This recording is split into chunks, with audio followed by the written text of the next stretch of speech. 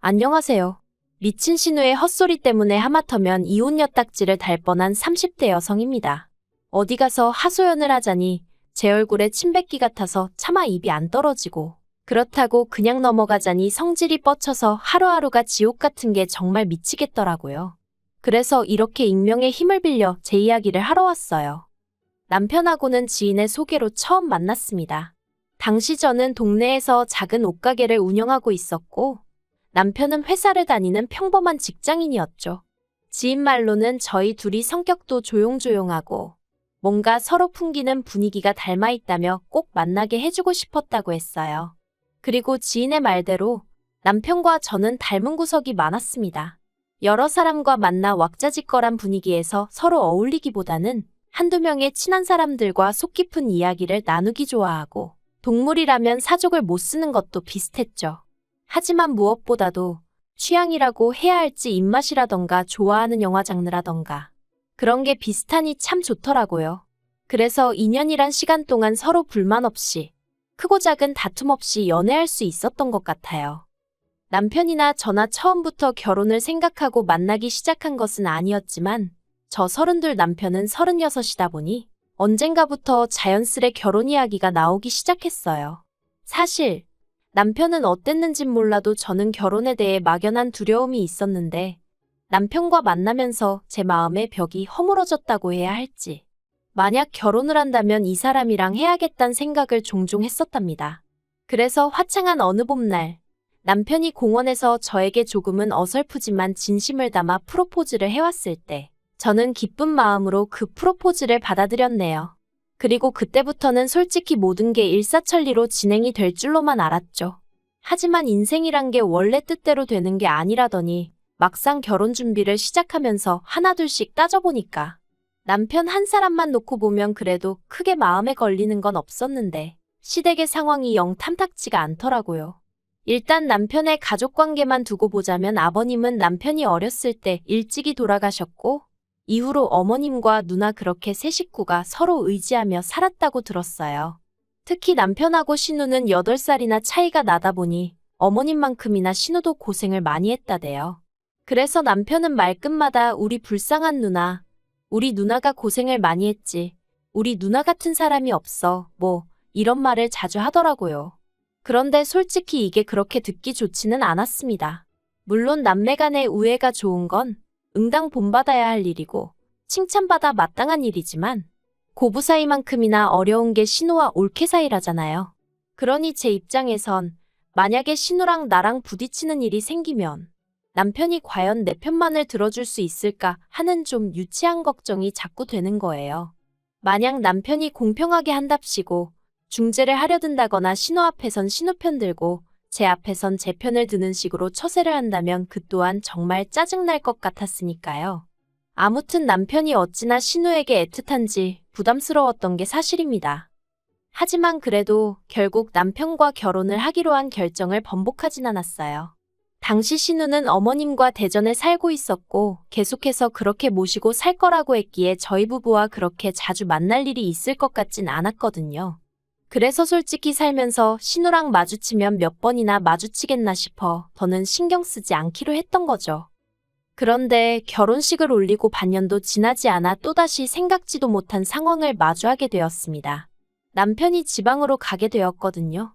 당시 남편이 다니던 회사는 작은 건설 회사였는데, 제가 회사 사정까지는 자세히 모르지만 전국 각지에서 일을 받아 한다고 들었어요. 그런데 이번에 남편이 맡게 된 공사는 누군가는 해당 지역의 관리감독역으로 가 있어야 하는 상황이었고, 회사에선 그 자리에 저희 남편이 가길 원한다대요. 처음에 그 이야기를 듣곤 정말 눈앞이 깜깜했습니다. 머리가 멍해졌다고 해야 할지. 왜냐하면 남편이 발령받은 지역이 저희 사는 곳에서 차로 왕복 6시간은 좋게 걸리는 곳이었으니까요. 그 거리를 차마 남편더러 매일같이 오가라고 할 순 없고, 이걸 어쩌지 싶대요? 그리고 아니나 다를까 남편은 당연히 그쪽 지역에 집을 얻어야 하지 않겠냐면서 저더러 한 달 안에 가게 정리해 그러대요.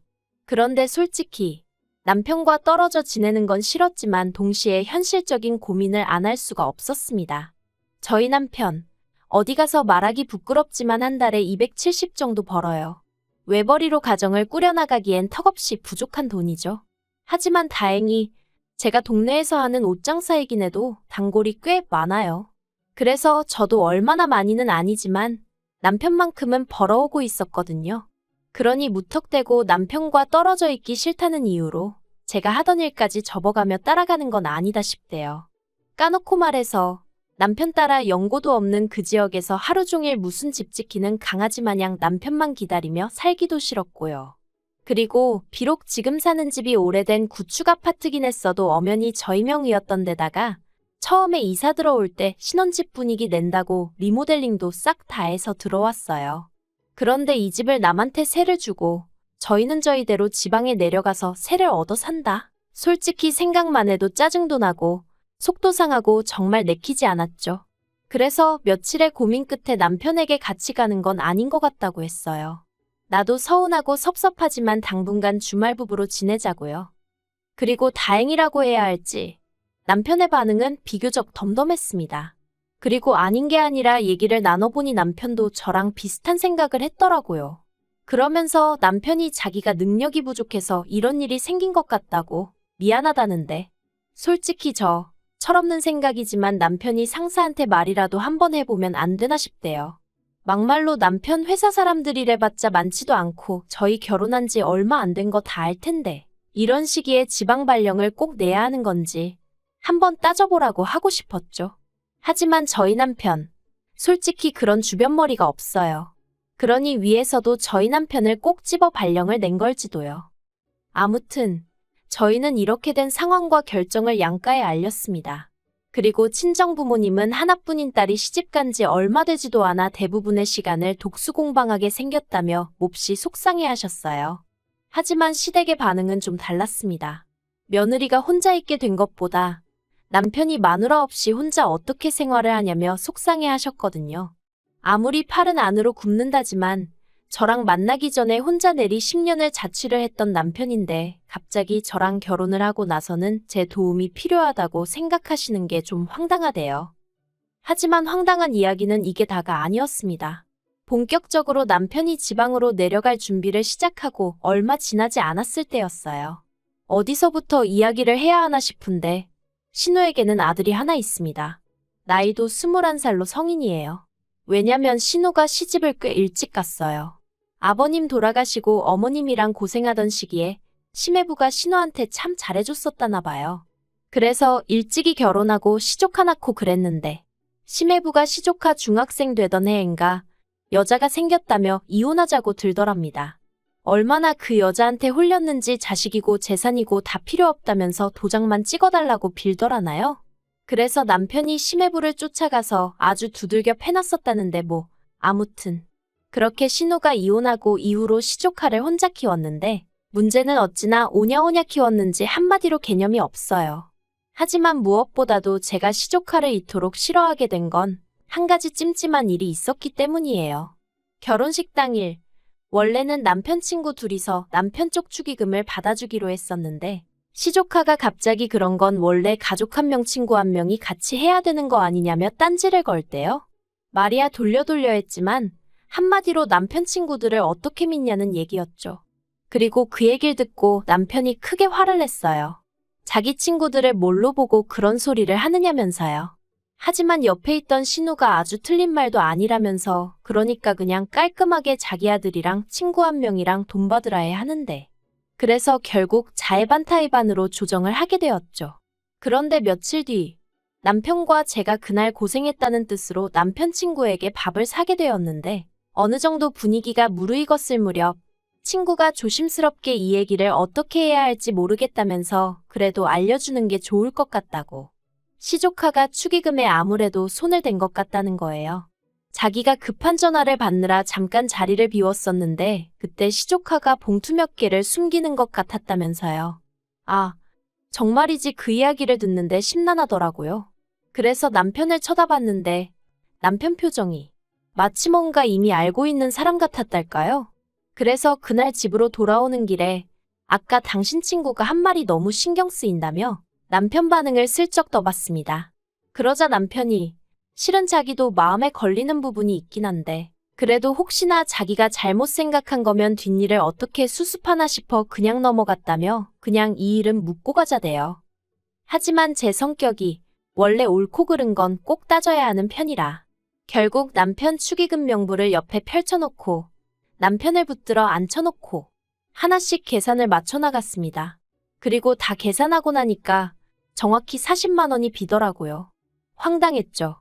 40만 원이 얼마나 큰 돈은 아니지만 그래도 그 자리에 앉아서 돈에 손을 댔다는 게 어처구니가 없었달까요?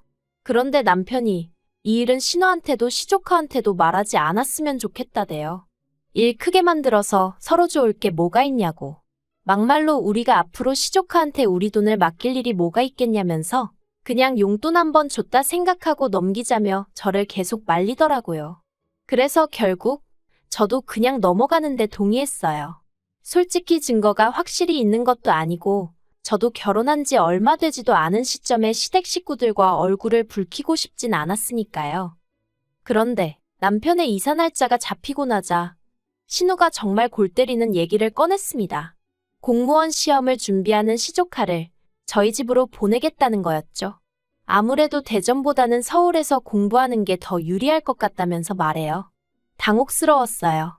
가뜩이나 시조카한테 감정도 좋지 않고 가능하면 말도 안 섞고 싶은데. 하지만 이런 이야기를 구구절절 신우면전에 대고 할 수도 없는 노릇이니 그냥 남편도 없는 집에 시조카랑 어떻게 둘이 지내냐고 그랬어요. 싫은 건 둘째치고 불편해서 어떻게 둘이 사냐고요. 그리고 그건 사실이잖아요.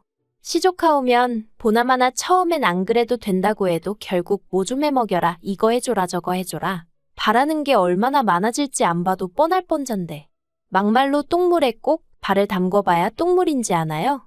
흙탕물도 찝찝하면 피해가는 게 상책인 마당에 게다가 남편한테나 가족이지 저랑은 피 한 방울 안 섞인 남남이고 어엿한 성인 남잔데 아무튼지간에 상상만 해도 불편해서 안 된다고 했습니다. 그랬더니 신우가 보이는 반응이 정말 가관이었어요. 저더러 결혼했으면 피가 섞였건 안 섞였건 다 한 가족인데 저야말로 가족을 상대로 무슨 생각을 하는 거냐면서 평소에 뭘 보고 듣고 살면 그런 생각을 할 수가 있냐는 거예요. 아니 요새 뉴스도 안 보나? 아무튼 싫다고 절대 안 된다고 했습니다. 그리고 한 3일은 잠잠하더라고요. 남편도 제가 신우랑 통화한 걸 알 텐데 가타부타 말이 없고 그래서 어쨌든 신우가 내 말 뜻을 이해했나 보다 다행이다 생각했죠. 그런데 그건 순전히 제 착각이었습니다. 그날도 평소와 다름없이 가게에 나갔는데 날씨가 더워서 그런가 유난히 손님이 없더라고요. 그래서 그냥 오늘은 가게 문을 일찍 닫을까 생각을 하고 있었는데 갑자기 신우한테 전화가 걸려오대요. 이걸 받을까 말까 고민하다 피한다고 평생 피해질 것도 아니다 싶어서 결국 전화를 받았습니다. 그러자 신우는 왜 이렇게 전화를 늦게 받냐며 신경질을 내더니 이내 날카로운 목소리로 자기가 곰곰이 생각을 해봤는데 이건 제 의사를 물어볼 문제가 아니라면서 무조건 시조카를 올려보낼 거니 그런 줄 알랍니다. 그리곤 한다는 소리가 막말로 저희 남편이 지방으로 내려가고 나면 제가 저희 집에 누구를 불러드릴지 어떻게 하냐면서 저를 지켜보기 위해서라도 시조카를 보내놔야겠대요. 그러면 저는 시조카가 딴짓 안 하고 공부 열심히 하나 봐주고 그리고는 제가 좋든 싫든 자기가 그렇게 해야 마음이 편할 것 같아서 그런 거니 더는 이러쿵저러쿵 따지고 들지 말랍니다. 그래서 제가 웃기지도 않는 소리 좀 하지 마시라고 진짜 그렇게 하시면 저도 가만히 안 있을 거라고 소리를 질렀죠. 그런데 남편이 지방으로 내려가고 이틀 뒤 기어이 신우가 일을 벌였습니다. 사과상자 2박스랑 시조카를 데리고 저희 집에 왔으니까요. 어이가 없어서 제가 지금 이게 뭐 하는 짓이냐고 했어요. 그랬더니 자기가 분명히 얘기하지 않았냐면서 오히려 절 이상한 사람처럼 보는 겁니다. 그리고는 정말 무대뽀처럼 시조카를 앞세워 저희 집으로 들어가는데 도저히 저 혼자 힘으론 안 되겠다 싶어서 경찰을 불렀네요. 신우는 제가 경찰을 부른지도 모르고 작은 방에 시조카랑 같이 짐을 풀고 있었습니다. 하지만 그러고 10분도 되지 않아 경찰 2명이 왔고 저는 저 사람들이 지금 내 집에 무단으로 들어왔다고 설명을 했죠. 그런데 신우는 사태 파악이 안 된 건지 오히려 자기가 그 경찰들한테 하소연을 하기 시작하대요. 자기가 손이 시는데 남동생이 지방에 내려가서 아무래도 올케가 걱정되고 염려되어 자기 아들을 데리고 온 건데. 아무래도 제가 이렇게까지 싫어하는 걸 보니 분명히 뭔가 제가 구린 데가 있는 것 같다나요. 그리곤 요새 젊은 여자들이 행실이 어떻고 저떻고.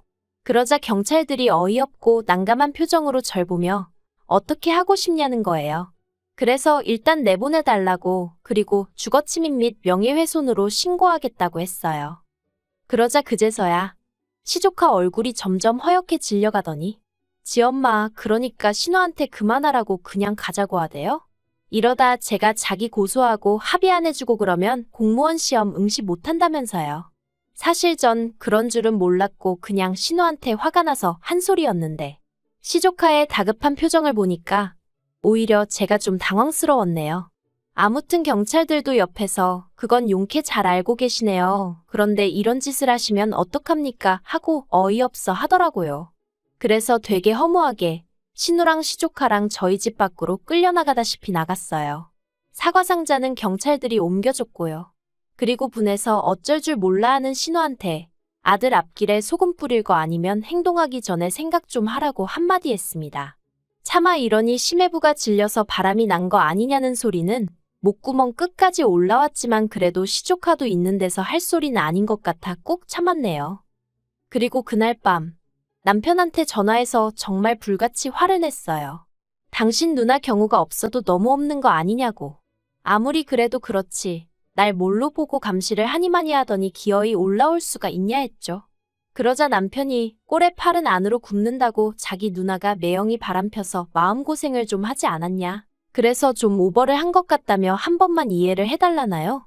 그리고는 자기는 제가 파트로 매주를 쓴다고 해도 믿는다면서 신우 말은 너무 마음에 담아두지 말라는데 남편이야 저를 달래려고 한 소리였겠지만 그래도 마음 한편으론 지 누나라고 욕은 안 하네 싶어서 좀 얄밉긴 하대요.